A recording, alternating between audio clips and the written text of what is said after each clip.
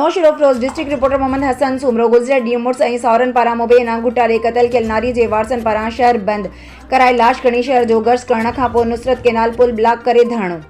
वारस सलाहुद्दीन मलिक, साजिद मलिक, असद मलिक, अदनान मलिक, बल्कीस बेगम ऐं ॿियनि पारां लाश केनाल पुल ते रखी कातिलनि जी गिरफ़्तारी लाइ सख़्त नारेबाज़ी। नारीअ खे गले में रसा विझी तशदुद करण खां पोइ क़तल करे जवाबदार फरार थी विया। हिकु ॾींहुं गुज़रण बावजूदि पुलिस केस बि दाख़िल नथी करे ऐं न ई को जवाबदार गिरफ़्तार कयो आहे। वारस बेगुनाह न्याणी खे तशदुद करे क़तल कयो वियो आहे। कातिल गिरफ़्तार करे इंसाफ़ कयो वञे। वारस जेसीं ताईं ॼाणायल कातिल गिरफ़्तार न थींदा तेसीं ताईं धरणो जारी रखियो वेंदो। वारस